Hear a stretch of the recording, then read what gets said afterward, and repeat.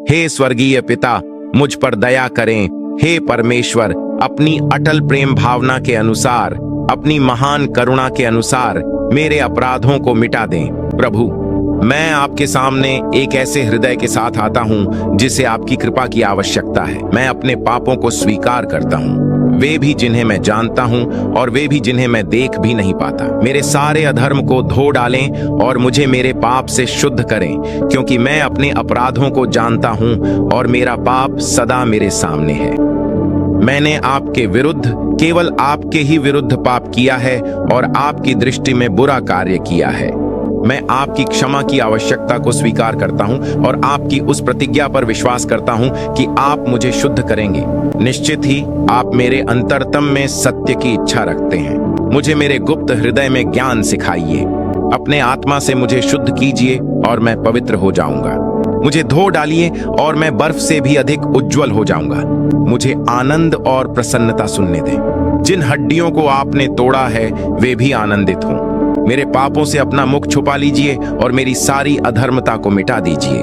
हे परमेश्वर, मेरे भीतर एक शुद्ध हृदय उत्पन्न कीजिए और मेरे अंदर एक स्थिर आत्मा का नवीकरण कीजिए।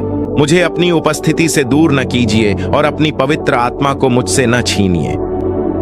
अपने उद्धार का आनंद मुझे फिर से दीजिए और मुझे संभालने के लिए एक आज्ञाकारी आत्मा प्रदान कीजिए। तब मैं दूसरों को आपके मार्ग सिखाऊंगा ताकि पापी आपकी ओर लौट आए।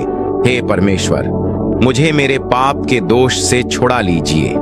आप जो मेरे उद्धार करता हैं और मेरी जीभ आपकी धार्मिकता का गीत गाएगी। हे प्रभु, मेरे होंठ खोल दीजिए और मेरा मुंह आपकी स्तुति का प्रचार करेगा। आप बलिदान में प्रसन्न नहीं होते, नहीं तो मैं उसे ले आता। आप होम बलि में भी प्रसन्नता नहीं लेते।